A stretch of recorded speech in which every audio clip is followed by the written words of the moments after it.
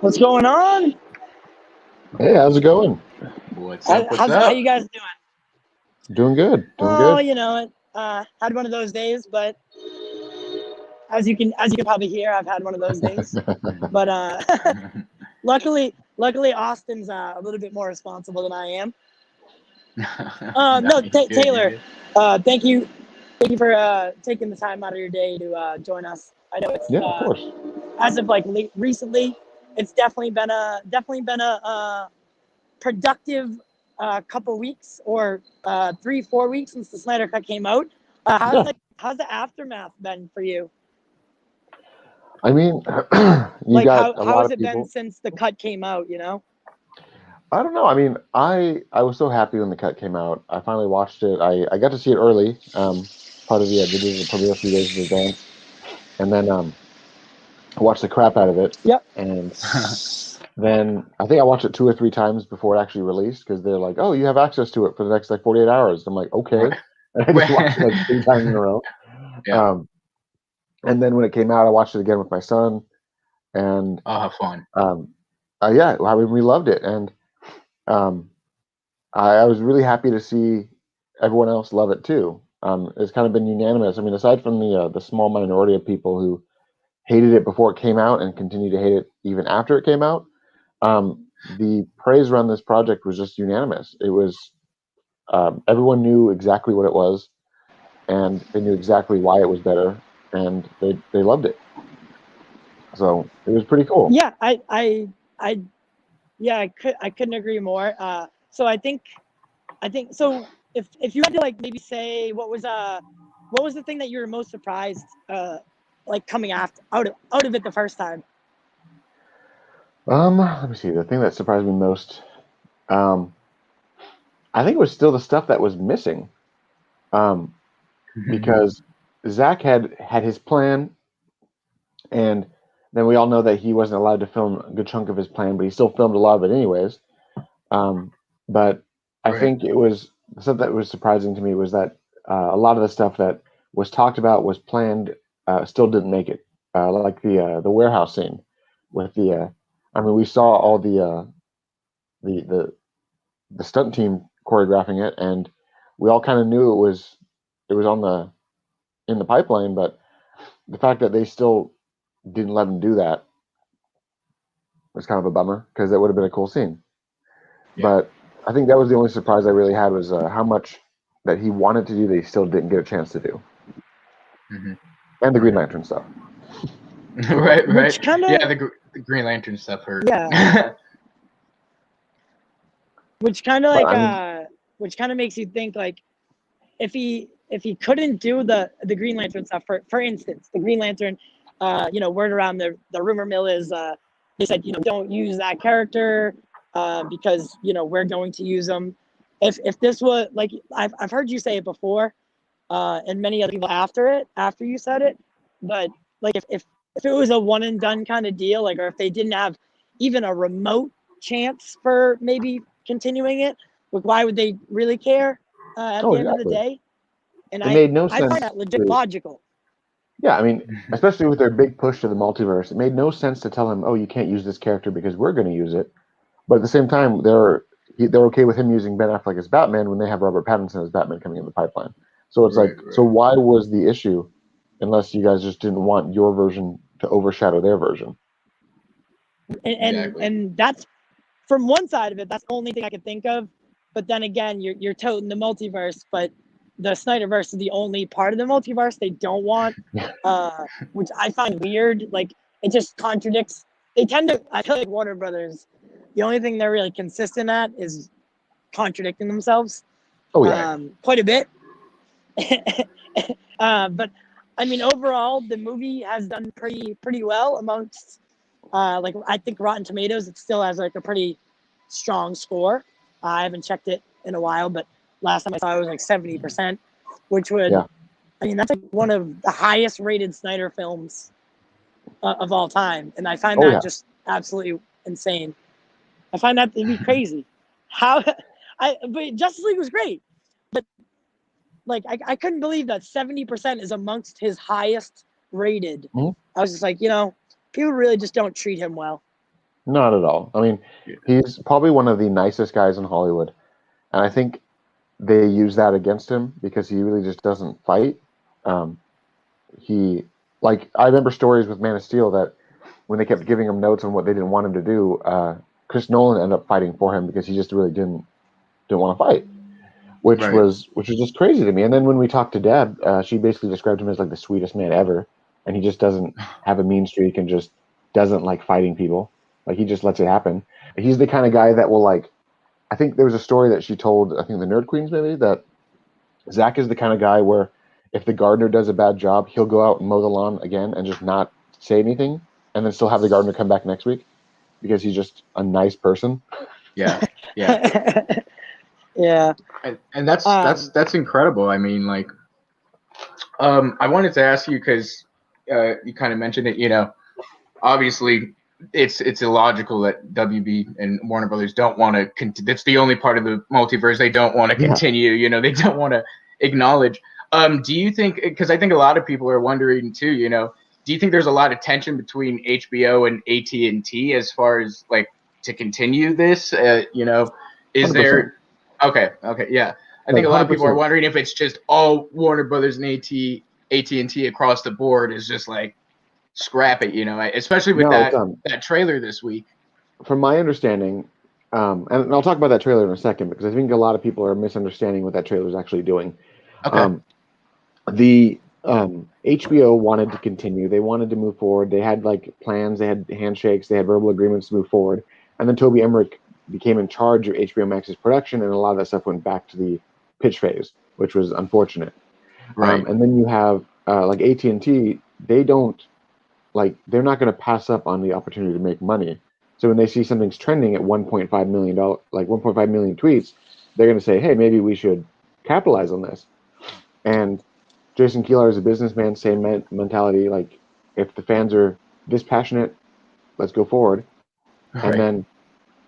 And then you have just it's kind of just insane that Warner Brothers is so bullheaded that they just don't want to out of pride, because this whole project makes them look bad. Even if the people that are in charge now were not even the same people that were in charge when these decisions were made, it still makes them look bad as a studio. Yeah, absolutely. And then it's so interesting to see too, because yesterday you see AT&T, tweet, "Yeah, we'd like to see the Ayer cut," and you're like, whoa. Yeah, everybody, you just feel like. Go ahead. It doesn't. Oh, go ahead. It doesn't promote a it doesn't really show that they're on the same page as a company, and that kind of scares me at some points.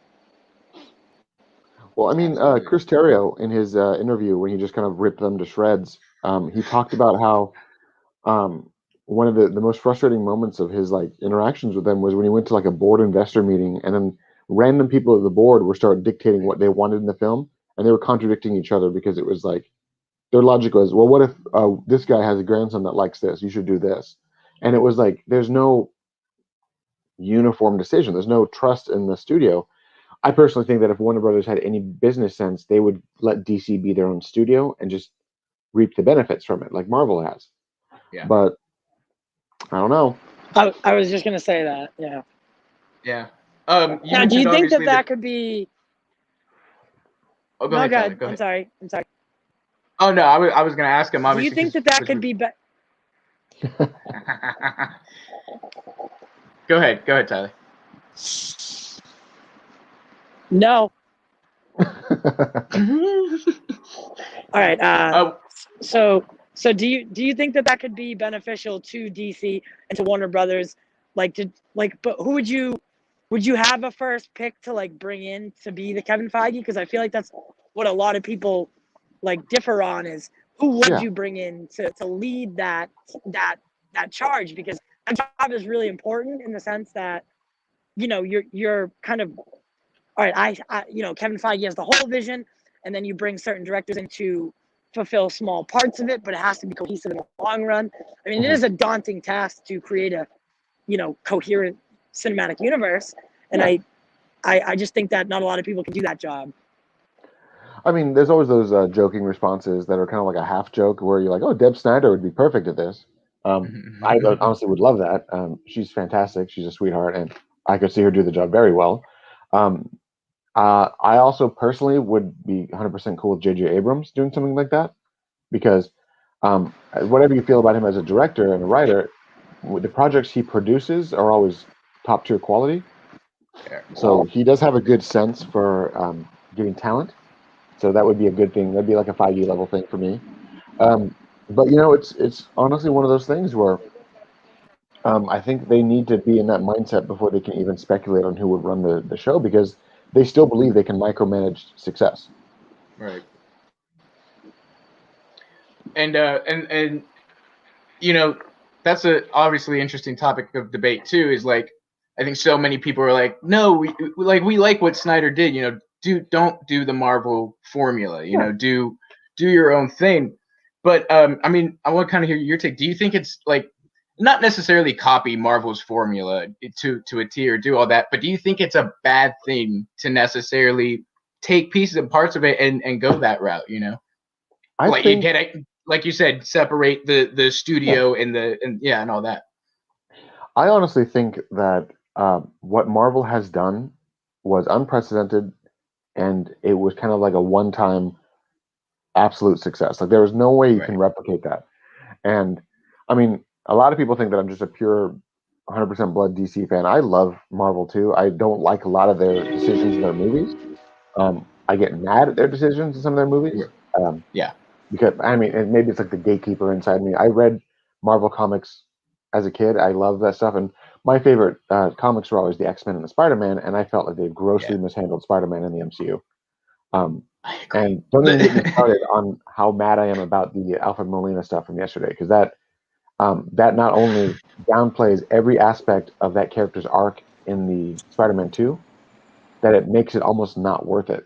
That by just like you have this character who redeems himself and is willing to sacrifice himself, and then now you're telling me that somehow his sacrifice is all a moot point because he's going to be coming back as a bad guy. Like I'm like, what the fuck? Right, that whole thing is no one's dead in this universe. It's like, what is that? And that's actually, I did. Go ahead. I did want to bring that up a little later, because I think Austin told me last night, I hadn't even seen it, that Alfred Molina kind of gave it all away on like the multiverse aspect of it. Not that we didn't know it was coming, but I mean, they've been teasing the multiverse, like just the tip every here and there, and it never seems to happen. And then the finally, the way we get told is through like somewhat of a leak from a guy who, you wouldn't expect it to come from. Now all of a sudden it's like, this is how it's going to happen, just detailed. Yeah, I mean, and there's been just a myriad of leaks for this project. I mean, you have the alleged leaked crew care package that they gave all the crew people that had the Amazing Spider-Man on the t-shirts that they gave the crew, which is like, oh, that's kind of cool. And then I have a buddy who works. I'm not gonna say where he works. He works for a team that cuts trailers for studios, and he said that 100% Tobey Maguire and Andrew Garfield are in this film, and he personally believes the rumors that it was because of like Spider-Man 4 he thinks that's nonsense. He thinks they just gave Tobey this massive payday to do this.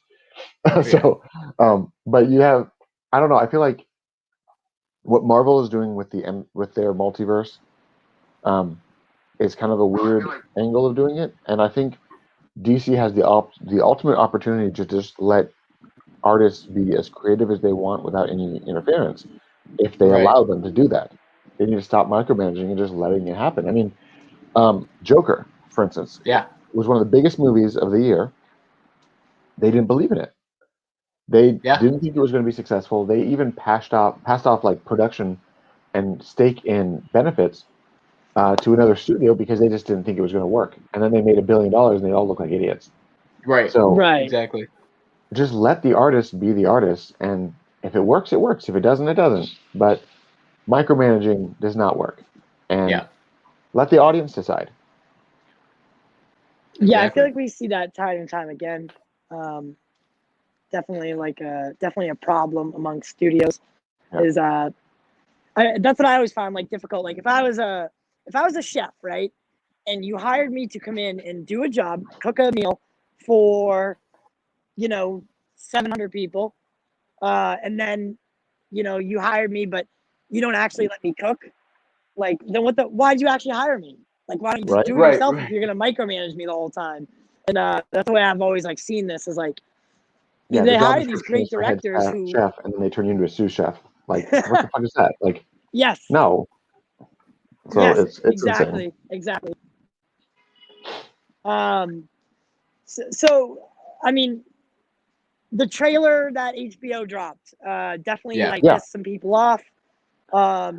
They straight up used the words completion, and I think that's what really. And then they called it a trilogy, which have also been like aggravating people when they call it that, knowing damn well that we know it's not supposed to be Yeah. just a trilogy.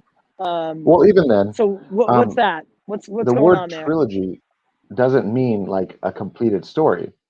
Like, it just means 3 films. I mean, Mhm. you have the Indiana Jones trilogy, and you've also got Indiana Jones 4 and 5.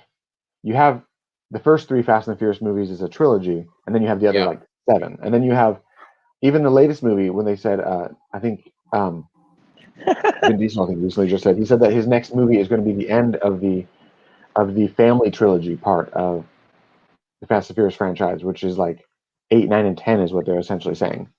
So it's like, you don't need to, like, I think people just don't understand that trilogy does not mean a finite end of Right. story. It just means I mean, 3 stories that are cohesive. Right. I mean, even Star Wars. I mean, come on, this is the most obvious. Star Wars Yeah, is Star Wars it's a trilogy. saga, but it's 3 separate trilogies. Exactly, yeah. And then, I mean, even with the Marvel, like, you have the Iron Man trilogy, which is not. Then you have the Captain America trilogy, MCU Thor trilogy. entirety, yeah. Like, Mhm. these are small cogs in the giant machine, but they're still individual trilogies because they're individual stories that are being told.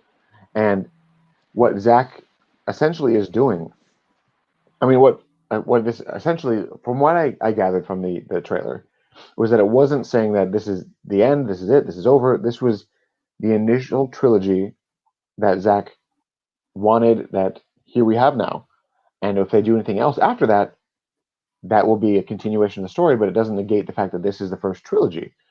And then you've also got the fact that Wonder Woman and like Suicide Squad also fit into these canon, but they're not part of the trilogy because this is the Zack Snyder trilogy. Right. So I think people just, they took it for what it was, and just like, they got mad because they thought they saw it as something that it wasn't actually. To me, it was just HBO releasing a video saying, "Hey, nowhere else on streaming or the internet you have access to these 3 movies, so come watch them here." Right. Like, it was just marketing. But do you think it was?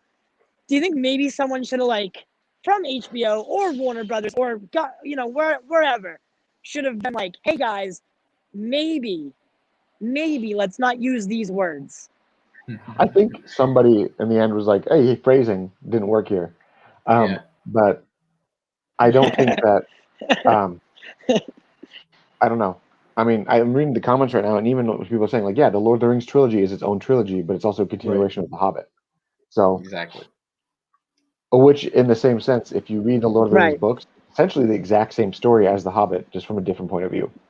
Yeah. Like, Tolkien was really good about kind of reiterating the same story again and again and again in his project, which, for people who read the books, even the Scourging of the Shire chapter is 100% a retelling of the entire Lord of the Rings book in like one chapter. Right. So I think people just need to understand that, yeah, I mean, phrasing is important, and I think they kind of botched the phrasing there, but I don't think for a second that it was meant to And be then them saying, "Fuck the fans, we're done." So, And then, of course, everybody's, all the fans are on edge because we all want more, Yeah. So they're taking that as like, oh my God, freaking out. Which I understand. We all want more, Yeah. But like you said, it's I think everybody just kind of like overread. They didn't see or understand that part of it, like this is that trilogy, and that's supposed to be the way that it is. Yeah. I mean, even Zack's initial plan, he had a Justice League trilogy planned on top of his other projects. So this was just the initial Superman's origin trilogy, and that's all it was that this was Superman's This was him becoming Superman, dying, and being reborn, and then leading the Justice League. This was the origin trilogy, essentially. Right. And Right. then you have the Justice League trilogy, which is essentially like Superman becoming the Superman that we know in the comics, and you have Batman's trilogy within that, where he is fallen from grace and then redeeming himself and then making the ultimate sacrifice to save the world, Right. and kind of bringing that full circle. You have Wonder Woman's trilogy, you have Aquaman's. Like each character had their own story arc, and you can consider those trilogies within these projects because they were always meant to be like smaller stories within a bigger story. Right. I think everybody, like, obviously when those boards and stuff came out, that was another thing too. I think everybody freaked out about, like, oh, spoilers, but that was something that was written back in, like, what, 2014 or 15? Those boards? Sorry, I was getting a text from Matt. He was asking me about something. You're good. The boards that are up in Texas. Yeah. All that story that people thought, oh my gosh, he's giving away the rest of it, but that was what? Okay, that was the pitch. That was just the pitch. Got it. It's very much, and mind you, a lot of people like gave me shit and TCN as a whole shit for the fact that we leaked one of those pictures from the boards, and then when Zack shows all the boards, they're like, "Oh, it's awesome because Zack did it." But I didn't know that you guys got okay. Wow. Because I actually had someone who had access to those boards, and I got a summary of the Justice League board that because the board that they showed in sorry, he is just blowing up. The Justice League board that was shown in the Texas thing was only the last panel. He didn't show the whole thing because he didn't want to give away the movie that was How you doing? a couple days. So there was boards for Man of Steel and BVS. There were boards for all that stuff. Right. Hold on, Matt's blowing up my phone about something. So, anyways, but no, it was always kind of funny to me that we could do one thing and get stigmatized for it, and then other people could do it and get praised for it.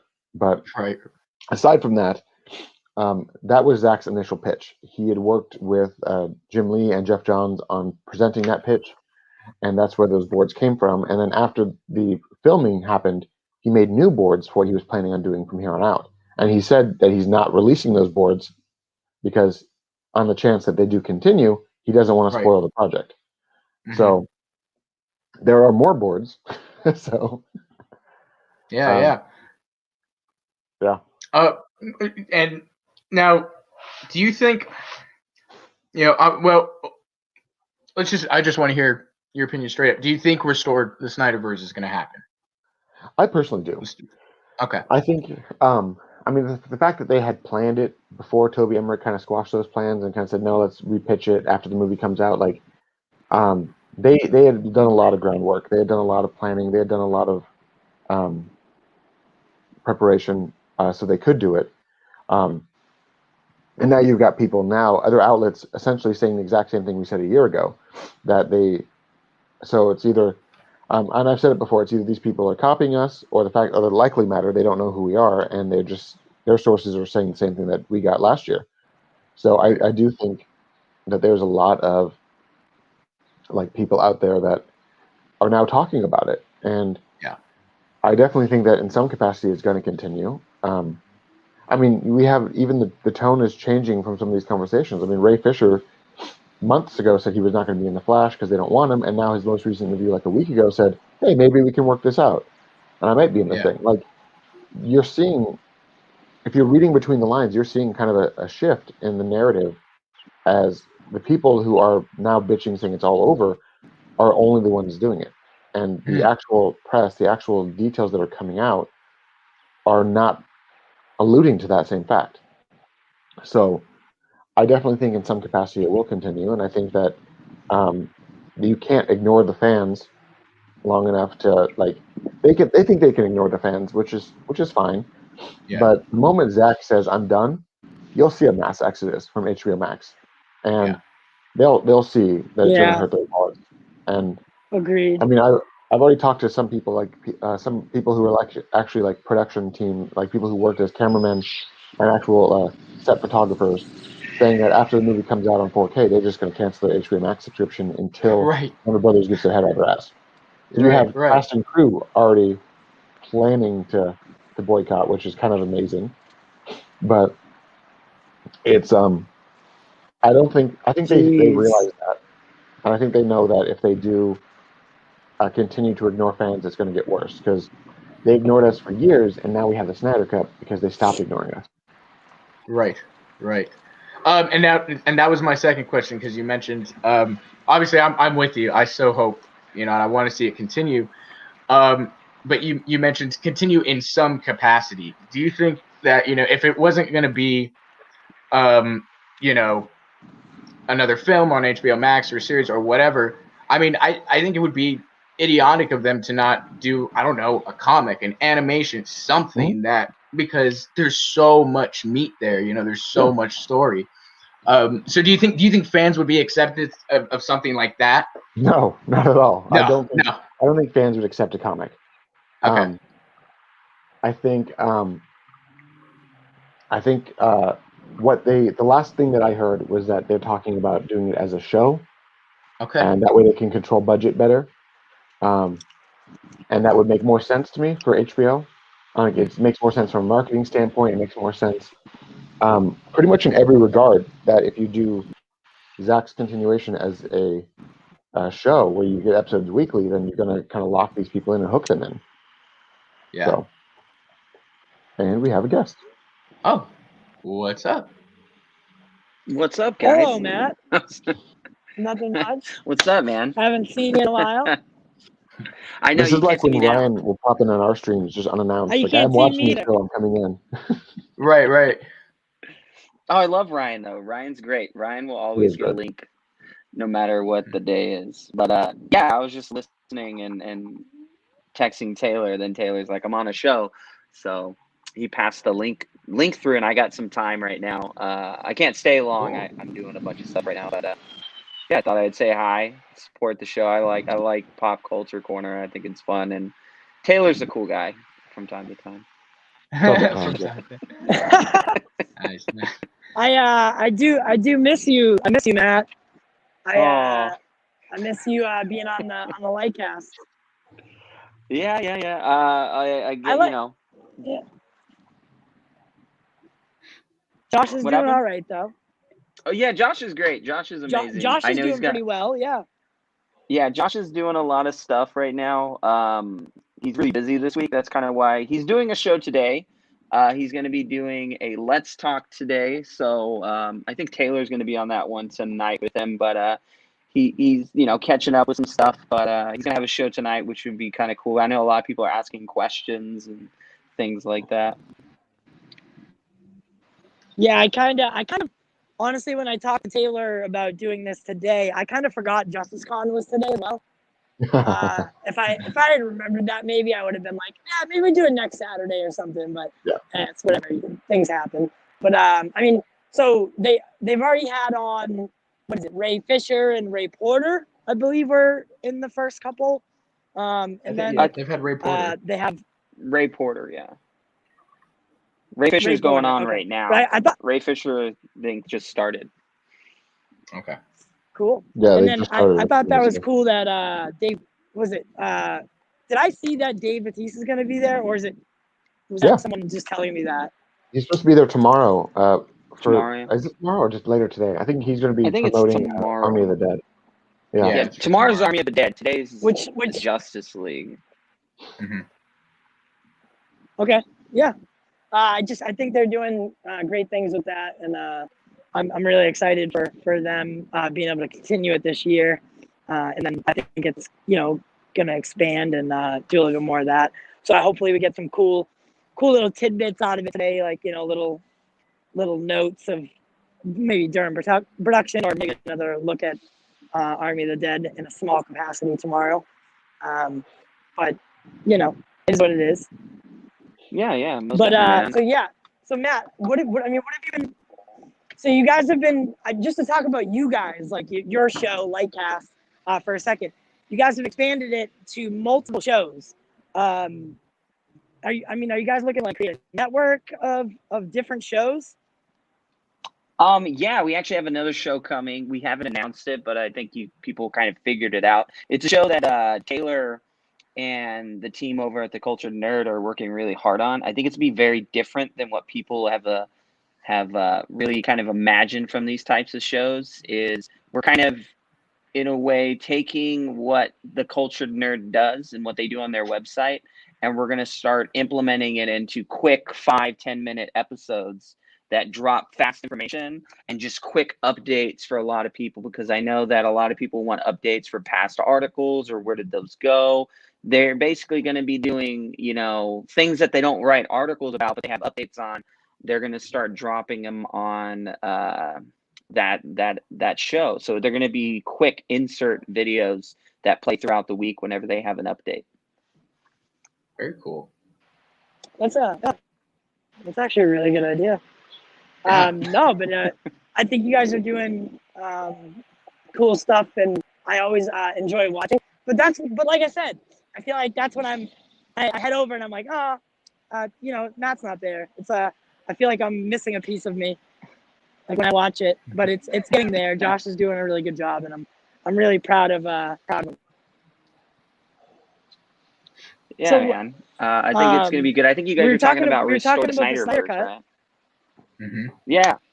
Yeah. So I was gonna ask you, what are your thoughts on like the chances that we get Justice League 2 and 3 and more of it in the future? I know Sean O'Connell got some shit about what he said about aren't they kind of continuing it? Like I think he's just looking for the bright side of it in a way. But people like gave him shit. It was like, no, that's not continuing it by doing Aquaman 2, The Flash, and even though the characters might still be in the universe, that's not the Snyderverse proper. Mm-hmm. And until that happens, I don't think the Snyder Cut fandom will be happy. Right. So what's the road ahead for everyone? Like what's going on in the future? I mean, whatever Taylor said, it was completely wrong. No, I'm just kidding. I'm joking. I love Taylor. No, I mean, Taylor pretty much, I think I was listening to a little bit of what Taylor was saying and how, it's moving forward, but it's moving forward at a pace that I think fans are not comfortable with. They like fast, immediate, remedial, response, and they need to be a little bit more, patient and yeah, of course, keep supporting. I love the 1.5 million tweets, and no studio, no matter who you are, is going to ignore that voice. And at the same time, they already have these things in place. A lot of these things were talked about prior, because they knew prior that if they're going to bring back Zack Snyder's Justice League, they knew what was coming. They knew what fans were going to want to see. They knew that like I think Taylor mentioned it, you guys are talking about Green Lantern, like not wanting to put Green Lantern in the film because they want to show their Green Lantern first. It's those types of things. It's like, we want to be the showcase and you can be the, the thing on HBO Max that people can watch. We want to drive ticket sales. A lot of this is derivative to, profit. There has to be some profit at the end. But I think overall, hearing what Sean O'Connell has been saying, and give it, he can have his opinion, he can have his voice, but I think the way he goes about it is probably not the smartest decision, that he did it in that manner, and I could see why fans are kind of resenting him. We respect the guy. We respect the guy a lot with the things he's done, but I think at the end of the day, the way that you put yourself out there like that to kind of convince fans to stop doing something and supporting something kind of goes against, what, I hate to use the word fandom. I never like to use it, but to go against a fan group, of that nature kind of isn't the right move, because, that's your profit, that's your capital investment. If you want views or something, you don't go against the group, you don't go against the herd, you kind of go with it sometimes. And Zack Snyder's Justice League, I think what I loved the most about it was there was an article about, and Zack talked about it with Grace Randolph, which was the gatekeeping, which is this is pretty much what we're seeing now is gatekeepers are falling apart. They're getting upset because that fan base, they're going to have to go with it or get hit in the train. I think that's one of the cases where Sean O'Connell stepped in front of the train and got hit by it. You know what I mean? And a lot of people are getting hit by the train, and it's kind of one of those just let it go or jump on board type of thing now. Right. Yeah. And somebody mentioned in the chat that and we kind of talked about it earlier. AT&T tweets the contradictions of AT&T and Warner Brothers. AT&T tweets yesterday the release of the Ayer cut and all that type of stuff. So do you think if like fans continue even like on the push of release the Ayer cut, it's going to continue to help like the Justice League and restore the Snyderverse stuff? Yeah, I do. I think the reason fans got the Snyder cut was persistence and faith and essentially holding the studio accountable. And if we just give up right now, it's kind of a moot point. Mm-hmm. I mean, how long did the fans fight? And they fought for years. We got it. Yeah. Now fans are saying after 6 weeks, the fight's not good enough anymore. Right. Like, for me, I don't like appeasing instant gratification. I think people who demand response today, they don't understand how it actually works. But then again, this is also the social media, the TikTok generation, the people that have shorter attention spans and want more instant gratification. They want more instant news. They want headlines. They don't want articles. So, unfortunately, that's kind of just the territory. But also on the other side of the coin, because do you think we could wait another 4 years to 4 or 5 years before, these actors are long moved on, or, maybe they look a lot older? Like, do you think, because, I mean, if we don't get it sooner than later, we're going to start pushing more lines than maybe, you would if you had thought about it sooner or tried it sooner. Yeah, I get what you're saying. I totally get it. I think that's the perception of people's anxiety that kind of drives their emotions, because a lot of people respond on Twitter through emotional based responses rather than rational thinking responses. A business such as a studio business, people think that like actors and things like that, like, when I was there for, the time I was doing projects and things and being part of productions, it was like one day I'm working on this project and then by next week I'm working on another project, and I won't be able to see these projects until another year. You know what I mean? Like, they shoot these in advance, and they hold on to them. They find the best time to market them. Actors, they constantly are working on projects. Some actors will work on a full length film in about 2 months and be done with their portion. They don't have to be back because it's better for scheduling reasons. Sometimes, they can do their part and be done. I mean, people that don't have access to know how the film studios work or how production works are now getting a glimpse into this world. And it's great because people like Zack Snyder are showing them, like, this is how much work it takes to do these things. And it shows how long they've been planning.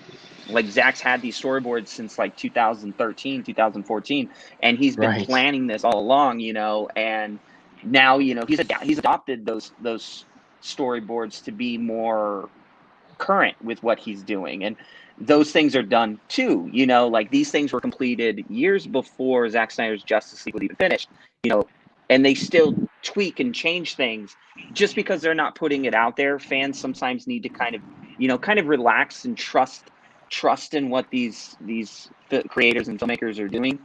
But I think at the end of the day, like, they're not going to wait until Ben Affleck's like 90 years old, right, and get suited up again like Michael Keaton's doing. I love Michael Keaton. I love Michael Keaton, but they're not waiting that long to do that, and we're going to be hearing more and more information move forward as things kind of progress, I guess, so we can say. It's great to see the release the Ayer cut.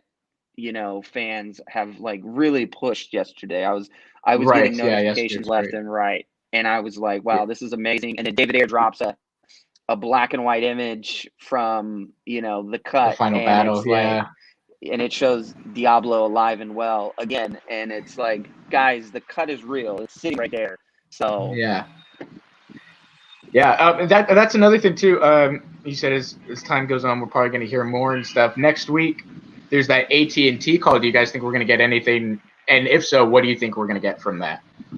Because I think fans are expecting, if that's the place, if anything, they're going to get this announcement of restore the Snyderverse. I personally don't think we will get a lot, because AT&T's investor meetings are nothing like the way Disney does theirs, where they just walk out and say, "This is what we're doing." Like, right. They're expecting like some Comic-Con Right, Hall yeah. H moment, and that's not what these investor meetings are. These are just like rundowns of profits, and that's about it.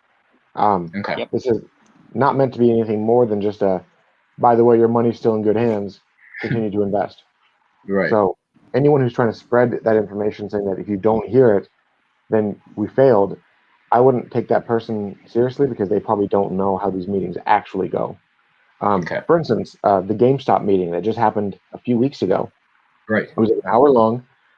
Not once did they even talk about the crazy spike in the stocks. They just kind of were like, yeah, our quarter sales still suck, and we're going to close some more places down, and that's about it, guys. It wasn't anything about how like their stock was making people thousands of dollars, and some investors made millions of dollars off the stock boom. They didn't talk about that at all, but that was current information. They just went by the cold hard facts of where the money is actually going. Right. Right. Okay. And so do you go ahead? I said okay, and so basically what you're saying is the AT&T investors call is nothing like Disney. So if nothing does come out of it, don't be discouraged by it, but Not at all, no. keep your ear to the ground and keep pounding, pounding away at Warner Media that you're interested in the Snyderverse continuing.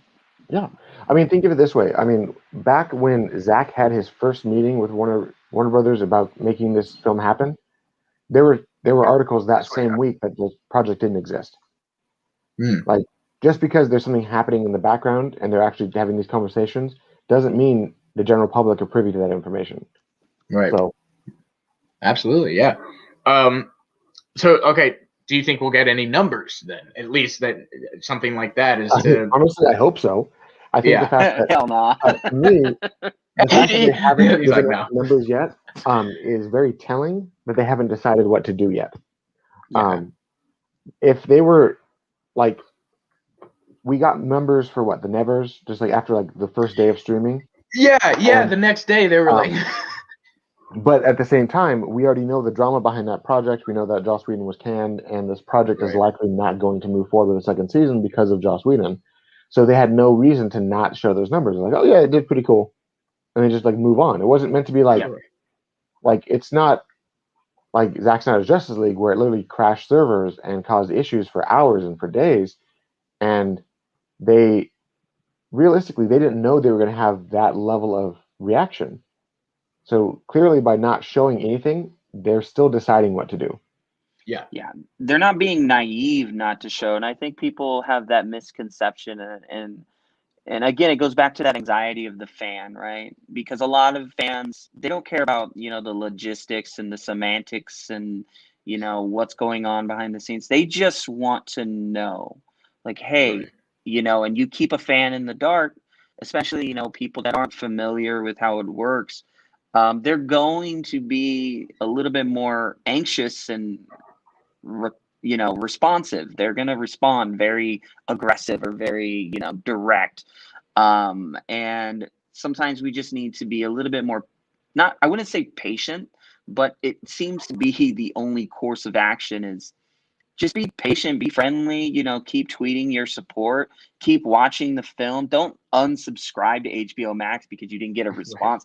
To me, I find that to be a childish response. I'm like, oh, mom didn't, fucking, I cleaned my room and now I can't go out to play. Well, fuck it. I'm not going to clean my room now. I'm going to make it a mess. Like, that's what you're ultimately doing. You're showing, not as a fan, but you're just showing it as a person. Like, damn, bro, that's pretty entitled. And things are happening. Just because they're not saying it or vocalizing it doesn't mean that they're not happening. Things are happening. Yeah, and at the end of the day, watch Zack Snyder's Vero. He has not said he is done. He has not said to unsubscribe. He's telling people not to unsubscribe. Right. So until Zack gives fans a reason not to have hope, you need to stop being so emotional. Like Zack is giving fans, he's giving them as much as he can give them while these conversations are still happening. If they're like, I'm going to lose hope, and he's like, don't. That should be your answer. Right. You see on his Vero, he goes, keep pushing, keep tweeting and all that. Yeah.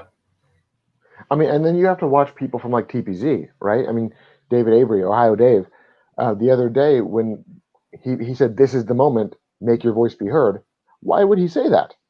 Why would he, someone who talks to Zack, tell people to make a loud noise, unless, of course, the noise is what's being paid attention to during these meetings? Yeah, like exactly. People just need to kind of like take a step back, put the emotions aside for a second, and look at the actual facts. Yes, the studio is being a little dickish. They're being not transparent whatsoever, but that's kind of how studios are. But Zack is not throwing in the towel. He's never once indicated he's throwing in the towel, and he's telling people to still have hope. Yeah. So let's have hope. I don't see how that's a hard thing. AT&T responded to release Ayer, like they see the traction. They saw the traction of the bat. I think one of the things that bugs me is that, Batfleck gets its day, right? Batfleck, you make the Batfleck movie HBO Max or whatever, and then it was Deathstroke HBO Max, and they're being highlighted.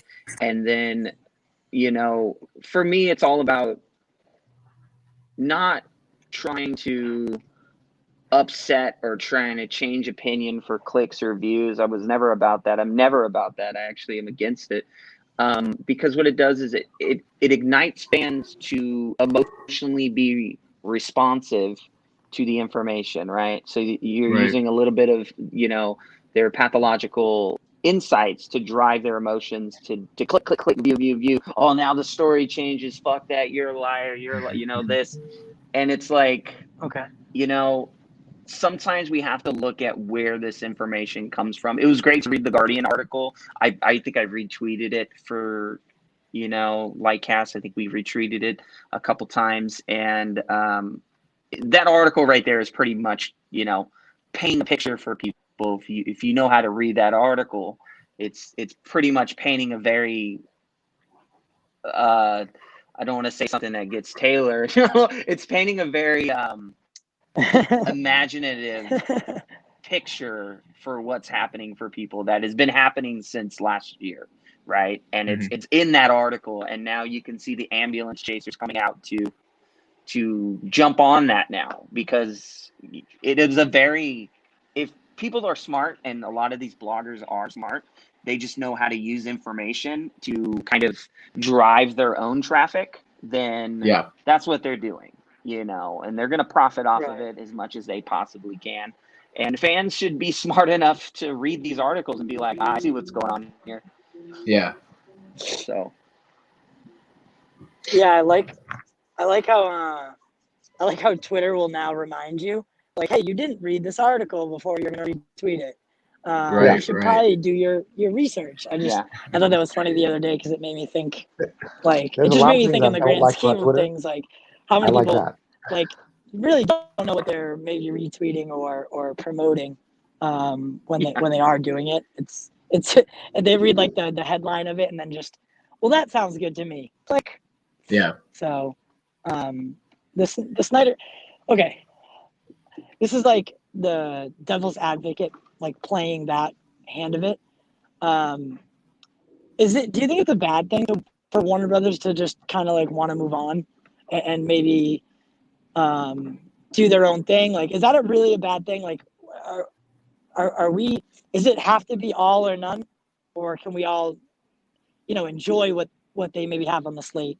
The Robert Pattinson Batman, the Flash movie, like,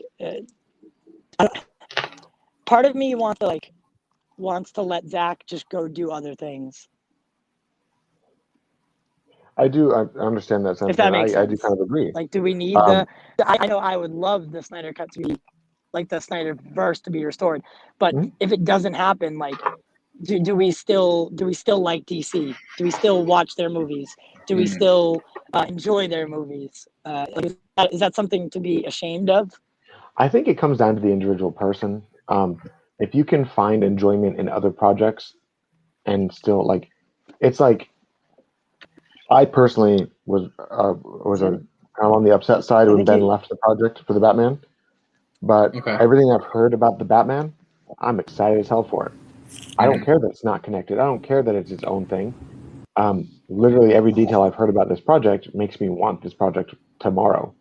Yeah. So if we don't get the Snyder Cut, we don't get the Snyderverse, yeah, I'll be upset, I'll be annoyed, whatever. But those are my emotional reactions. I'm not going to write someone off because I'm not getting my way. Maybe it's just the fact that I'm not like 10 years old. I don't know. Right. For me, it's like I understand that fans want it this way and they want to speak with put their money where their mouth is. I'm down for that. Like that's cool. If the only aspect of DC you like is the Snyderverse, then yes, fight to tooth and nail, never give up, 100%. Right. But you also have to look pragmatically that if on the off chance the studio is just so stubborn that they won't do anything, it's kind of one of those like stages of grief. I mean, at one point you're going to have to get to the stage of acceptance, and I don't know, but I'm not saying that as like I've gone to that stage. Like I 100% believe that this project is moving forward. I'm going to fight for it because I believe it's happening. Right. And quite literally, everyone I've talked to behind the scenes still says that these conversations are still happening. I have not been told the conversations are done and to move on, so I'm going to keep fighting. Yeah. Before, obviously, as we're coming kind of closer to the end here, I wanted to ask you, too, something that was really interesting to me, and we talked about it earlier. You talked like Zack's the nicest person, in Hollywood, and he's like, you talked about that gardener. He's that type of person, have the gardener. I think this whole time, me and I think a lot of people, right, we kind of want him to know, to be a little bit more, direct. Like, yeah, that version sucks. It's terrible, and all that.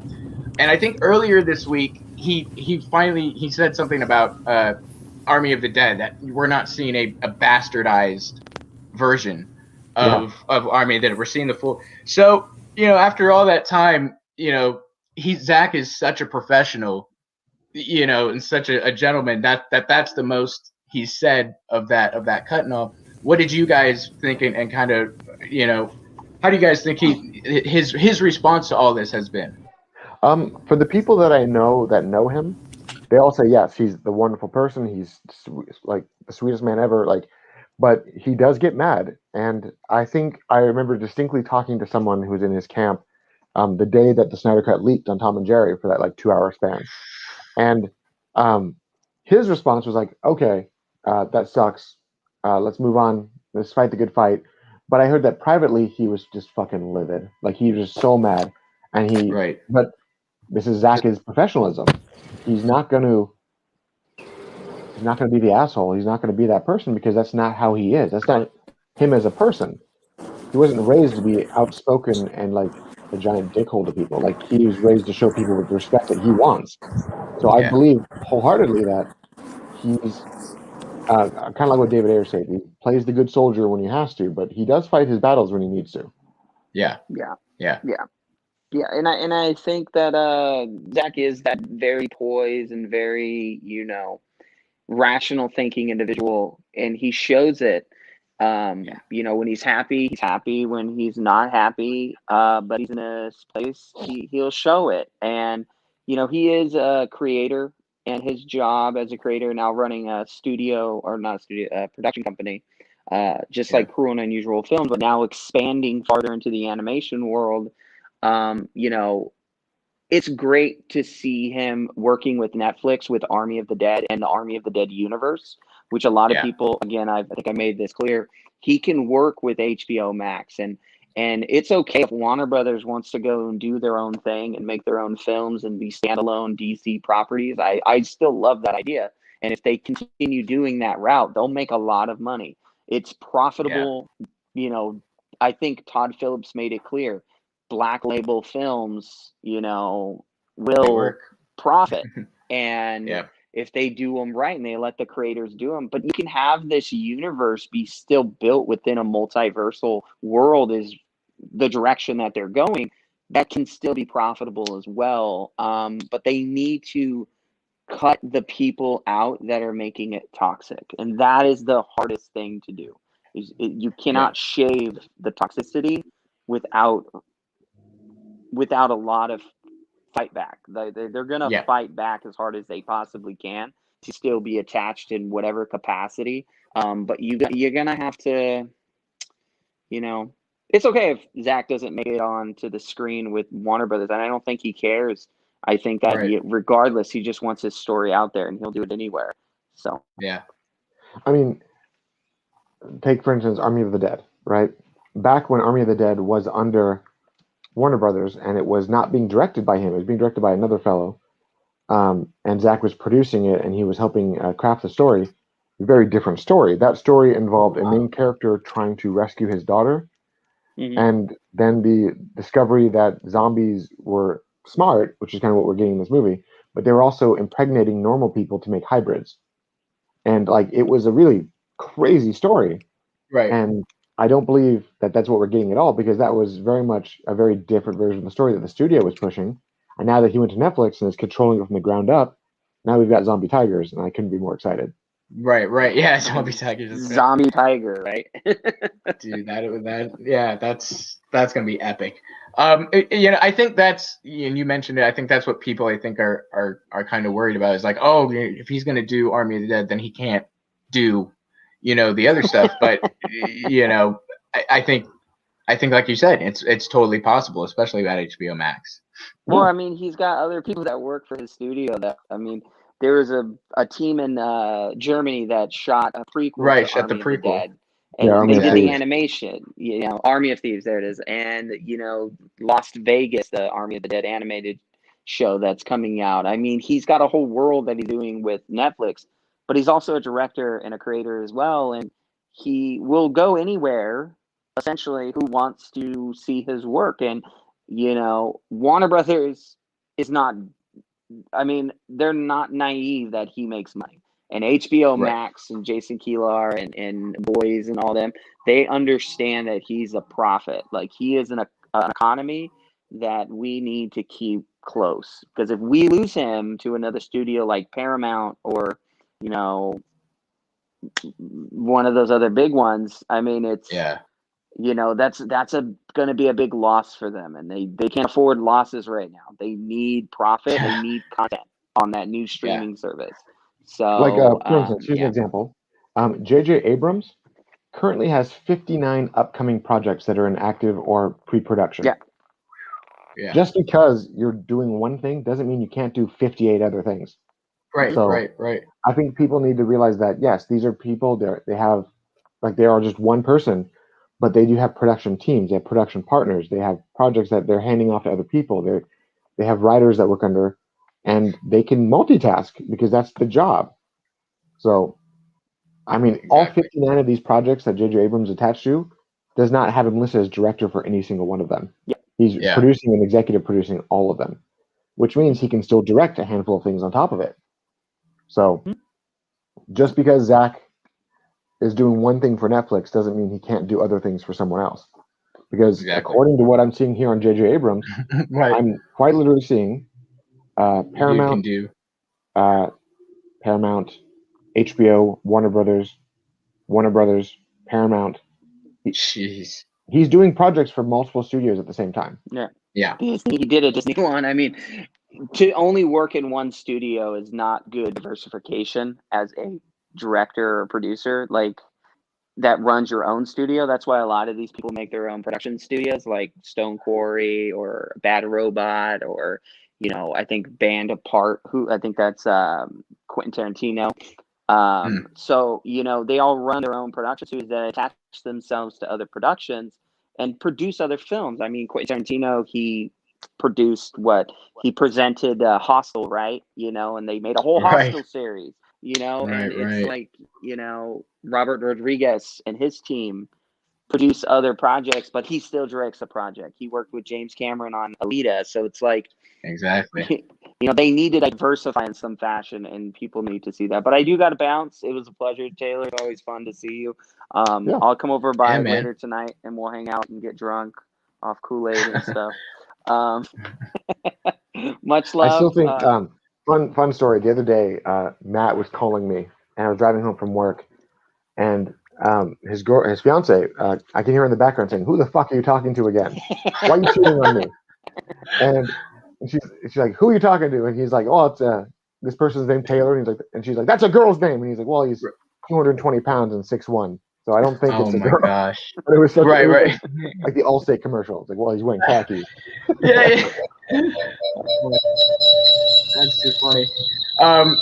Well, yeah, guys, thank you so much for coming on, Taylor, and surprising us. It's a pleasure talking to you and meeting you. Well, thank you, Matt, for stopping by. I know you didn't have to, so taking time out of your day, I really do appreciate it, and I appreciate you guys bearing with me. I had a rough day. My sister was supposed to be transparent with you. My sister was supposed to send a check for my mother's remains, and I ended up having to kind of go do that last minute. So not what I envisioned today looking like, but I do appreciate you stopping by. Yeah, man, much love. I hope everything goes well with family situations, things you're dealing with, and you have everybody here. You have our support, and just take some time for yourself if you need it too. But it's a pleasure, Taylor. I'll talk to you later, man. I know that sure. we're gonna be. I almost done with Spider-Man. I think I've like one last section of the game, but I'll tell you when I'm done with it. But all right, guys, much love. You're talking about Miles Morales? Yeah. Yeah. The ending wrecked me, so be ready. Is it gonna be one of those? Because I went through it really quick, man. Like I went through it really, really fast. There's one line at the end of the film, at the end of the game, where he's given a choice, and one line happens, and that I'm like, oh fuck, tears. Like it just right. Hard. All right. Hard because tears. I'm not getting any tears from this game so far. But I know. I was like that too. I'm like, oh, this is fine. This is okay. And then that happened. And I'm like, oh, I was not ready for that. That was like out of left field. That hit me hard.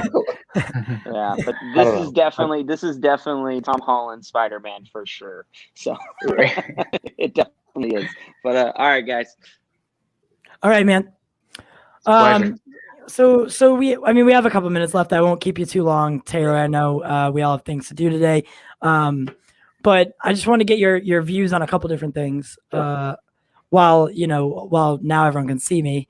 That was by far the worst the worst scenario possible. Yeah, I heard a train station. I heard people shouting in the streets. So clearly, on Uber. I think there was a bomb. No. Yeah. Well. The original Uber, he had to drop me off. Like it was the wrong destination or something like that. So then I was like sitting at the train station, and I was like, I'll just take the train. And just a wonderful day in the city. Just a wonderful day in the city. Those are the good times. But so the upcoming slate. So we have the Flash movie. Do you think that Warner Brothers is using this to reshape their universe in the way they can kind of erase the Snyder Cut verse, the universe? I don't think so. I think because there's a lot of people worried about that because the term Flashpoint keeps coming up. And right. That's not what this is. People even the director said it's Flashpoint inspired, but it's not Flashpoint. He's not going to go back in time and try to bring his mom back to life and then all of a sudden end up in an alternate timeline. That's not what this movie is. This movie, he's going to punch a hole through the multiverse and get lost in the multiverse. So where he came from still exists, where he's going still exists, and all the other branches of the multiverse still exist. But at the end, wherever he ends up, whether it be like a new timeline with new aspects of different universes, that's entirely up to the director and what they want to move forward with. But what I see this project being is them trying to recanonize old projects into the current canon to show people that, yes, if you like Christopher Reeve, he still can be your Superman because he still exists in that universe. Right. It's kind of like the Crisis on Infinite Earths CW project, where they teased everything. Literally. And all it was doing was yes, the CW verse is canon, but so is Batman 89. And Smallville. Smallville. So is they didn't say that nothing that came before was not void. It was null and void. They were just saying everything is still on the table because everything is fine. And then they even had Ezra Miller pop in, and canonizing the Snyderverse, or at least some capacity of the Snyderverse, to the main overall canon. So, I don't think that. I mean, yeah, we all like to make Warner Brothers look out to be like the big bad guy, the really dumb sometimes, and that's fine. I mean, the human factor of any studio is the dumb part because that's what it is. But just because individuals are being stupid doesn't mean that as a whole everyone is stupid. And I think that what worked on the CW is kind of what they're doing here too. Because I mean, I was even told from the beginning that that everything the CW does is essentially trial run for future films because they want to see if the audience will like it. So I could see in 10 years seeing a Crisis movie. I could see that happen. The CW version on a bigger scale. Yeah, and just like, oh, here's Grant Gustin, here's these characters, and also here's Henry Cavill. Like I could see them do that eventually, because they know that would be the only way to really match what Endgame did. Would be like, oh, by the way, CGI Christopher Reeve.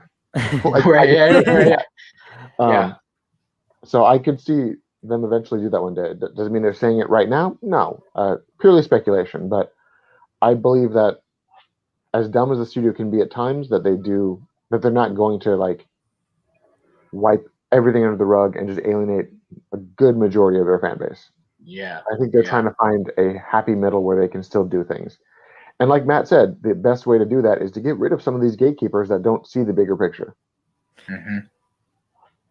Exactly. And then final thing is, so the Green Lantern project, the Green Lantern project. So is there any like anything that you know about it or anything that you could share about it? Like,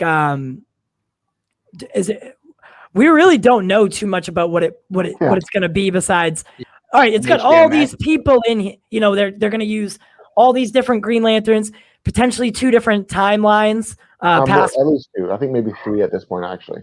Okay. And it's going to jump around a lot. It's going to be interesting. I did a couple of things that I didn't really sit well with. I guess they're making Alan Scott a closeted gay man in the 50s, so he's going to have a woman, but he's also going to be like moonlighting, kind of a thing, which is like, okay. I mean, that was more recent comic change, so I guess that's what they want to do because inclusiveness, I guess. Right. But I'm not like 100% against it. I just was like, all right, I guess that's what they're doing. Okay. Yeah. The more modern stuff is going to be Jessica Cruz and Simon Baz, which is okay. You're going to have Guy Gardner and like a different timeline that's before the Jessica Cruz stuff. And they're really playing him off like an alpha male kind of a character, like a jock, which is within his character, but like as like the only white character on the cast, they're making him like a caricature. So I'm kind of like, Right. You don't have to play with caricatures. Let these characters just exist. I mean, we can do better. But I have a little grievance in there. But from my understanding, it's going to start filming in the next few weeks, and we're going to get some casting very soon because any outdoor filming they do is going to have to be either announced or they're going to spoil it with paparazzi. So, so are we? The reason I ask, one second. The reason I ask is noticeably absent from that is Hal Jordan and Jon Stewart, right? Yep. And this ties in back to the Snyder Cut where, okay, don't use Jon Stewart, right? Because they have plans for him. Mm-hmm. Well, if it's not going to be in the Green Lantern show, then again, so I'm just confused on like, maybe they're hiding. Jon Stewart will show up in the Green Lantern show, or I think they will show up. But from my understanding, it was that the buddy cop Hal Jordan and Jon Stewart movie is still on the table. Okay. And they were tying the movie into the show and vice versa. Oh, okay. So they're doing it that way. And I think Kyle may be in the show too. I'm not sure. I haven't heard his name come up in a few things. Kyle Rayner. Yeah. I believe, yeah. Okay. Which honestly, I think Kyle is one of the most underappreciated Green Lanterns. Green Lanterns, yeah, for sure. Because a lot of people see him as like whiny and like all that stuff, but it's also because like his girlfriend was murdered and stuck in a fridge. Like It's like when you look at the old Spider-Man movies with Sam Raimi, and I love those movies to death, but they gave us the whiny Peter Parker that only existed in the comics after Gwen died. Right. So you don't get everything. What the hell? I don't know why that just popped up. But yeah, so you don't really get, and I do understand that though. I understand why someone may have thought, or Kyle Rayner is kind of, I do get that. I could see where they're coming from on that. I mean, for me, I know for same thing for Matt, Green Lantern's always been one of my favorite characters. So like, we really haven't got a lot of information. Right. We haven't got a lot of, like the last thing that we got was the Ryan Reynolds Green Lantern movie. Yeah, and the dead Kilowog in Justice League. And the dead, yes.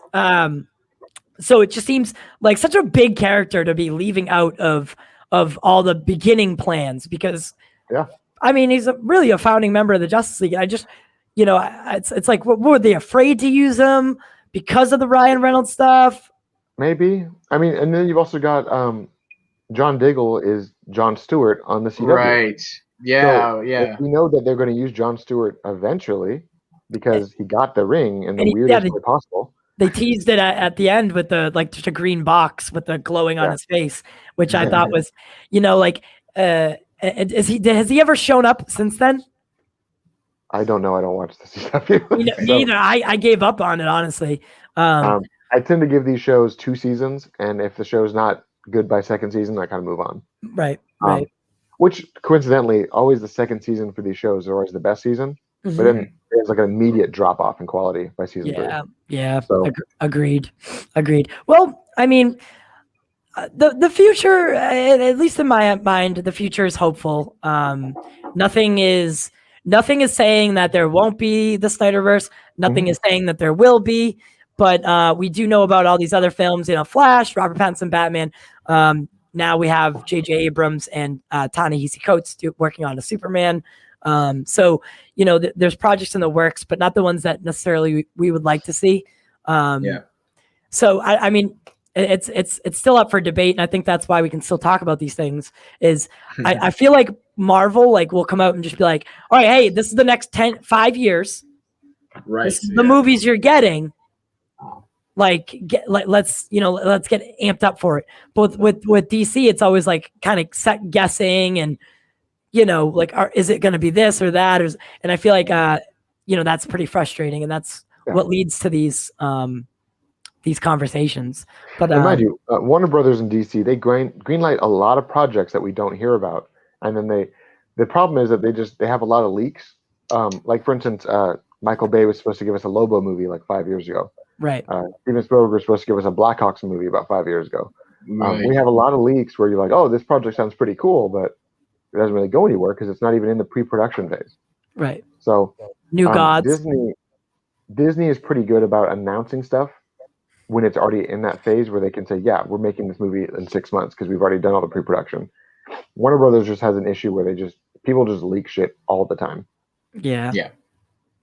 And then sorry, now that I just brought that up, so not getting New Gods anymore. And what was the other one? The other one, The Trench, not getting that. Yep. I mean, are you okay with that? Are you okay? Well, the Trench to me was a knee-jerk reaction, and even I think James Wan said it, that the movie's not even in pre-production. It was being discussed when it was leaked, so it wasn't even really a thing yet. The New God stuff was kind of a bummer. Because I mean, I was mad about certain decisions they were making, but I kind of knew it wasn't going to happen just because you had kind of a warring direction for this thing. You had one side that wanted to make it its own thing, one side wanted to make it 100% Snyderverse, and then you had one side that wanted to I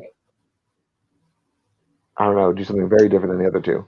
So I never saw it as moving forward just because it'd gone through 5 or 6 different script rewrites in under a year because they couldn't decide what they wanted. Right. Yeah. And it's sad, but potentially in the future, I guess by them not doing it now doesn't mean that we won't get these in the sometime in the distant future. And I think it'd be cool to to explore the New God story. I think it's especially right now with the Eternals coming out, I think that would have been a good, put it head to head kind of deal. But, we always love having you on, man. I'm sorry about some of the confusion, but Oh, you're fine. we'll have to do it again, of course, soon when Justice Con's not happening. I wanted to ask real quick before we end it, because I know we mentioned it earlier. So how mad do you think Alfred Molina's publicist is right now? I understandably. I think Alfred Molina basically realized that he can say what he wants, and they can't really fire him because who he is. So he had like a Jason Momoa moment where they said, "Don't talk about the Snyder Cut," and he said, "Fuck yeah, I want the Snyder Cut." That's kind of like what I see happening. His publicist was like, "No," and they're like, "Okay, well, we can't do anything about it." That's hilarious. But it's not like they can fire him because then there would be an uproar among fans. So. Right. Man. Right. But I really do appreciate you joining us today, and man. we'll do it again soon. Maybe you bring Matt along and do a little reunion, maybe down the road. Sure. I really dig what you guys are what's going on. At the Cultured Nerd and Lightcast. I wish you guys all the best. I'll always keep tuning in and seeing what's popping around the area. So I don't have the things up, but what's your Twitter? It's at the Cultured Nerd? Yeah. At the Cultured Nerd on Twitter, and on Vero, the website has at the Cultured Nerd on Vero, and I have my own personal Vero at Taylor Murphy. So okay. People who want to see like what I'm doing when I'm not doing this, like what cartoons I'm watching, like that's kind of what I post a lot of is what anime am I watching this week, and it's like what show have I introduced my son to? Right. Like that's kind of what that is. Right. Which is funny because a lot of people don't realize that like I like anime, and then I have like box sets. Oh, nice. Box sets for Fullmetal Alchemist. I've got even yeah. I got a lot of it riddled in here. I got Cowboy Bebop over there, Persona over here, My Hero Academia. Like I have a lot of anime. I like it. I'm not like a weeb, but I'm also not. So. Right. Yeah. Honestly, I like all forms of media and stuff like that, but I find anime the most difficult for me to watch, stay involved with it or stay like enjoying it. Because sometimes I get the quick animation gives me like kind of headache. Yeah. I personally always gravitate toward the Miyazaki stuff, like Spirited Away, Princess Mononoke. Those are the ones that I 100% gravitate to more. Right. It's not like the fast food anime. It's like that's the Fine Art Academy Award winning stuff. Like I like that stuff. But I also just like a lot of stuff in general. Yeah, you're a huge Star Wars fan. So when things like the Bad Batch, when's the Bad Batch coming out? May the 4th. Oh, of course, right? Come on, dude. Why wouldn't it be? Right. So I know you're going to be into that. I mean, the Star Wars, was it the Republic Radio you guys got going now? I'm supposed to be joining Sean in a couple of weeks, and we're going to be discussing like George Lucas's planned sequel trilogy with like how Leia was supposed to be the chosen one. Right. Very different story. Going to be talking about like Colin Trevorrow's almost made episode 9. Right. Duel of the Fates. I want to 100% go into like this deep dive into Darth Revan because he's one of my favorite characters, but he's in the canon, but he's not in the canon. Right. I feel like you're making this show for me, man. Like this is everything I love. Everything you're saying right there. I can't wait. Yeah. We're gonna have a lot of fun with it. I'm a huge Star Wars fan. So. Yeah, so let's convene. I know Austin's a huge Star Wars fan. I watch. How I was explaining to Austin was like, I'm the guy that I go when I'm playing a video game. I go straight down the linear path, right down the center, and just get to the end of it. So I miss 80% of the content, like all the animated, all the tie-in comic books. I didn't do any of the side quests. I just watched the movies. That was that's how my dad is. I was watching The Mandalorian with him, and then in season 2, when Ahsoka Tano's episode came up, right, we were watching it, and he's like, "Who's this girl?" And I'm like, "That was Anakin." And he pauses it, and he's like Darth Vader, and I'm like, "Yeah." When did that happen? I'm like, "Oh, during the Clone Wars." The movie? I'm like, "No, there was a TV show that took place over that 3-year gap," and he's like, "Anakin had an apprentice?" I'm like, "Yeah." And then I had to like give him like the Cliff Notes version of the character. And then like at the end, he's like, "Who the hell is Thrawn. I'm like, oh, Oh, Oh, let's get the They charts just try- out, 'cause I'm gonna Yeah, have to lecture they him just for they 3 just hours. tried to do that to me the other day. I really don't know who that is. So I would love for you to come explain it maybe one It's, day. essentially Benedict Cumberbatch, but blue and evil. Like, he's a bad guy. He's a massive evil character in the Empire, right. and honestly, so cool. Yeah, it's gonna be exciting to see him in Ahsoka. Yeah, See because I really loved Star Wars Rebels, and yeah, me too. having the payoff of having the live action show being like the continuation of that storyline, I want that now. Oh, absolutely. But yeah, so we'll make some plans. Sounds like a good time. But thank you guys for I know everyone. Thank you guys for showing up today. Always, as always, we just love having these conversations. This is something new that we're doing. So we're doing a show in the morning, and it kind of like allows us to like not talk every day about movies and TV. Maybe do a little bit alien stuff. Which I find I love that stuff. So this gives us a broader range of topics, which I find to be that's what I like about it. So we'll definitely have to have you back and just discuss other things. So till then, Taylor, keep doing what you're doing and keep being the best version of yourself. And if anybody wants to follow Culture Nerd, I know I put it in the comment section on YouTube, so you guys can link that. Follow and let them know. Yeah, I'm pretty sure they all know what the Culture Nerd is already. Right. But anyway, thank you guys for showing up, Austin, and I sorry, I'm a little flustered now. I'll be honest with you. Like, subscribe, I don't know, that kind of stuff. Join the Patreon or something. We do it for you and we do it for the culture. I'll see you on the other side.